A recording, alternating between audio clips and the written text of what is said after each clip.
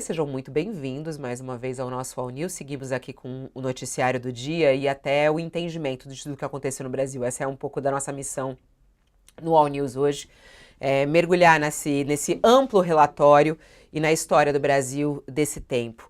Vamos focar agora, Josias, em entender o papel de Bolsonaro, né? São vários pontos aí que estão sendo colocados em relação à participação de Bolsonaro e a motivação de ele ser indiciado pela Polícia Federal. Bom, a Polícia Federal diz que ele está citado no relatório 643 vezes, o nome de Bolsonaro aparece. 643 vezes. E o que pesa contra ele nesse relatório? Bom, ele planejou o golpe, segundo a investigação da Polícia Federal, Bolsonaro aparece como um planejador, dirigente e executor dos atos. Bolsonaro aparece também como alguém que tinha conhecimento da carta do golpe. Os investigadores da Polícia Federal apontaram que Bolsonaro sabia e concordava com a chamada carta ao comandante do Exército de oficiais superiores da ativa do Exército Brasileiro. Além do mais, o relatório da Polícia Federal tem detalhes sobre uma reunião que aconteceu em 7 de dezembro de 2022 no Palácio da Alvorada, e aquela é a tal da reunião da minuta golpista. Minuta golpista que foi encontrada, inclusive, né, na casa do então ministro de Bolsonaro e por isso depois acabou ficando um assunto muito forte no nosso país. Somado a tudo isso, o papel de Bolsonaro no ataque sistêmico que ele fazia ao sistema eleitoral, né? A investigação revelou que o Bolsonaro trabalhou ativamente para manter viva essa narrativa de que foi uma fraude eleitoral e por isso começou muito antes, né?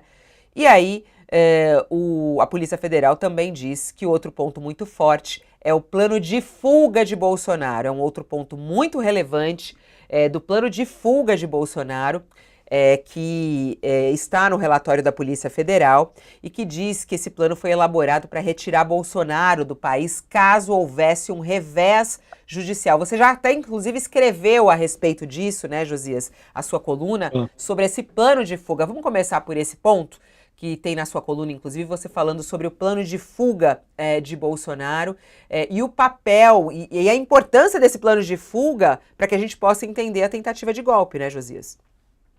O plano de fuga está nesse contexto, não é, da tentativa de golpe e a Polícia Federal capturou esse plano no laptop do delator, Mauro Cid, e ele foi criado em março de 2021 e foi exposto nesse inquérito da Polícia Federal.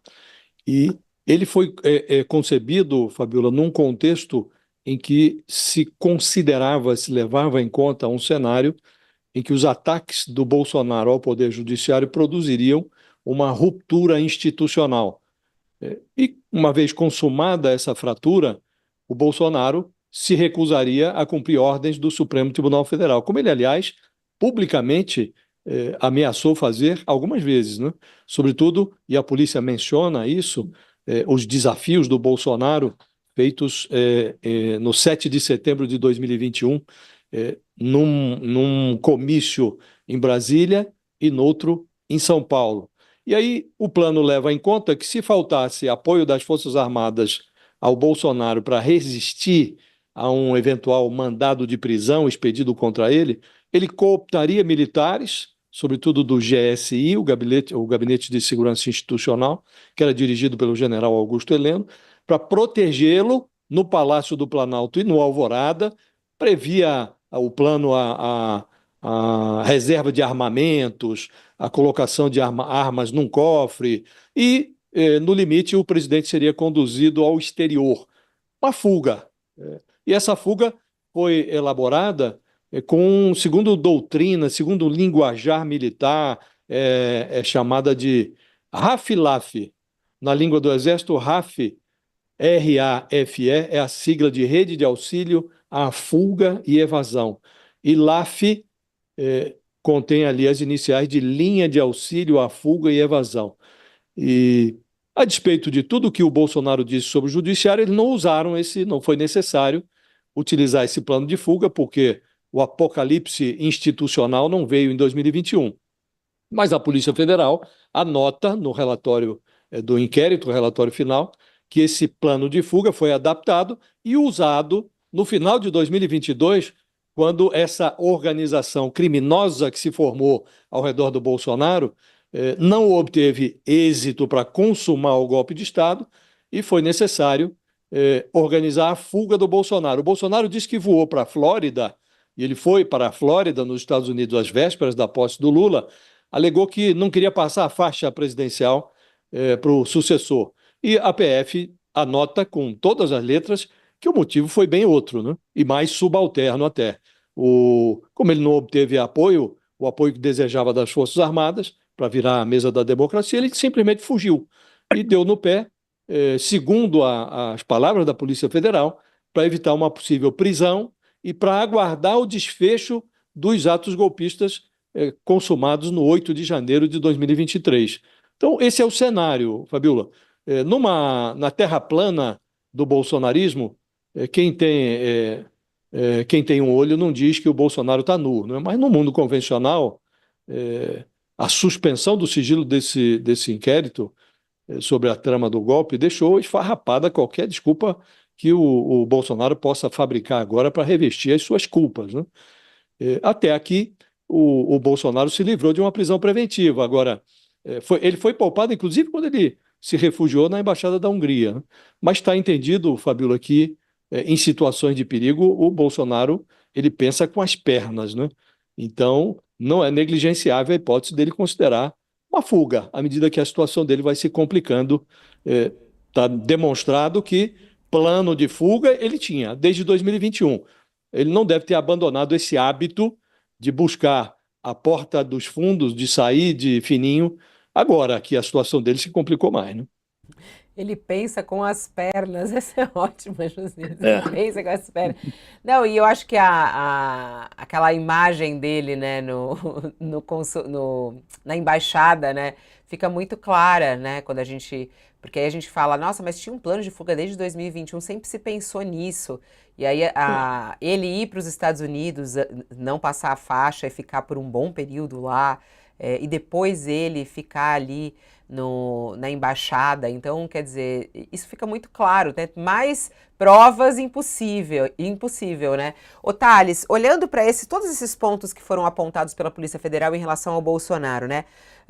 Planejar, atuar, ter conhecimento da carta, ter conhecimento da minuta golpista, os ataques ao sistema eleitoral, o plano de fuga. O que é mais grave, na sua opinião, Thales? O que chama mais a atenção em relação à atuação de Bolsonaro e o conhecimento dele em cada uma dessas etapas do plano de golpe?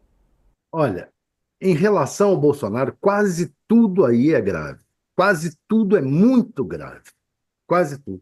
Eu fico muito preocupado, Fabiola, também com o país fora do Bolsonaro. O que dessas coisas que ele fez deixam para o país um perigo? Eu acho que a carta dos oficiais ao comandante do Exército é muito perigosa. É muito perigosa porque eram oficiais da ativa. São oficiais, é uma carta, esses oficiais, alguns deles, devem estar aí.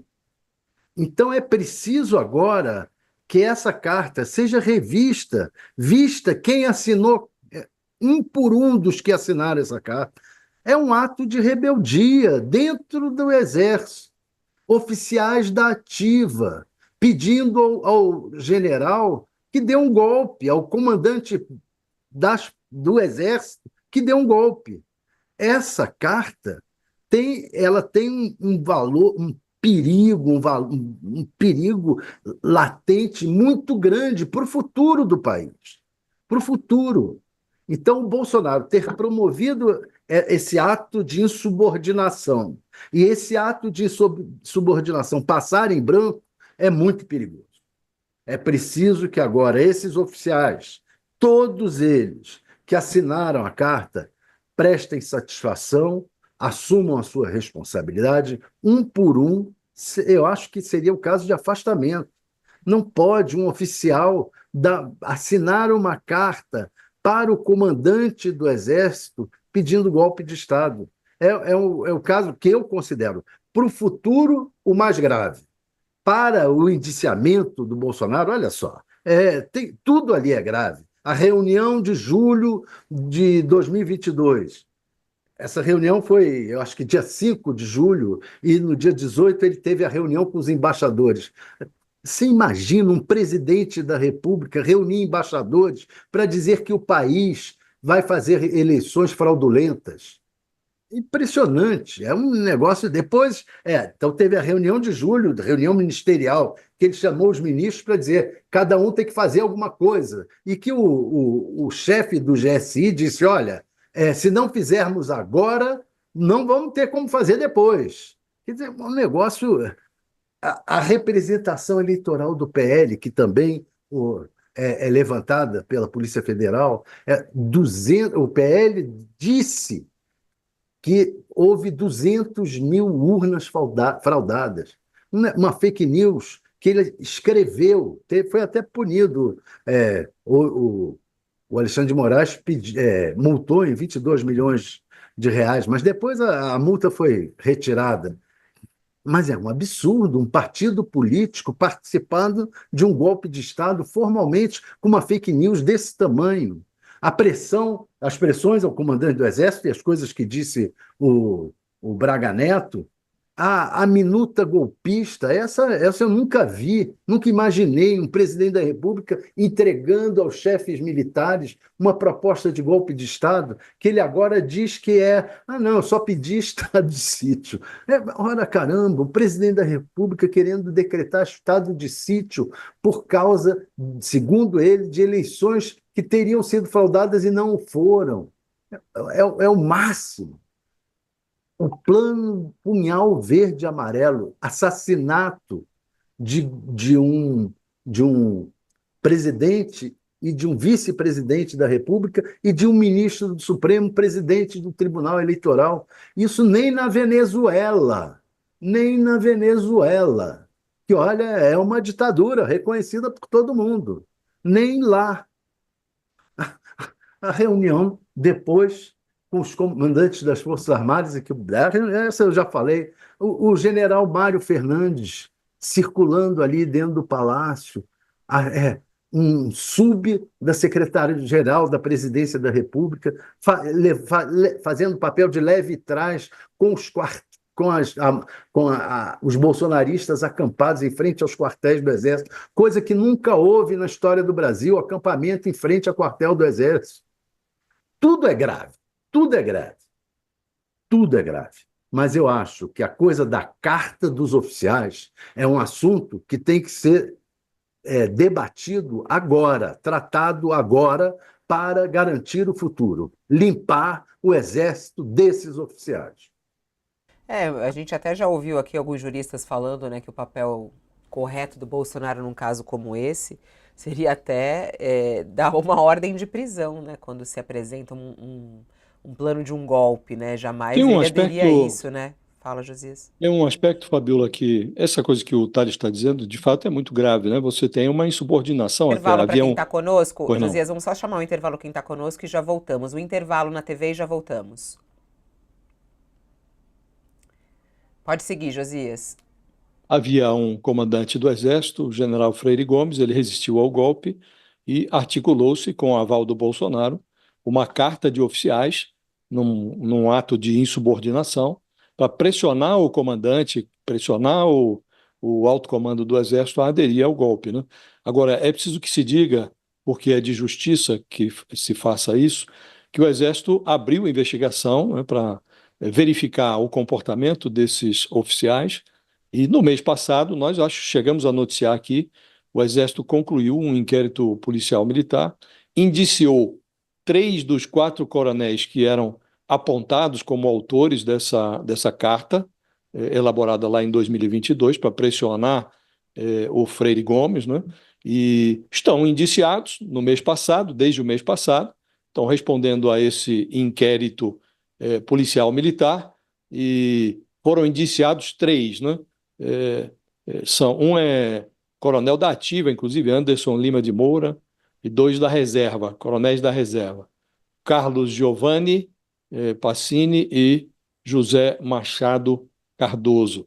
E tem um outro que está ainda sob investigação, se chama Alexandre Castilho Bittencourt da Silva, né? Então, o comandante Tomás Paiva, que aliás é mencionado neste relatório da Polícia Federal como um dos oficiais do alto comando do Exército que também resistiram ao golpe, ele tomou lá as suas providências. Até acho que essas providências deveriam ter sido tomadas pelo próprio Freire Gomes lá atrás. Se ele resistiu ao golpe e havia uma pressão, uma carta de oficiais, ele próprio deveria ter determinado essa investigação interna. Esses oficiais já deviam estar expurgados do Exército há muito tempo. Tá aí. Não, eu acho que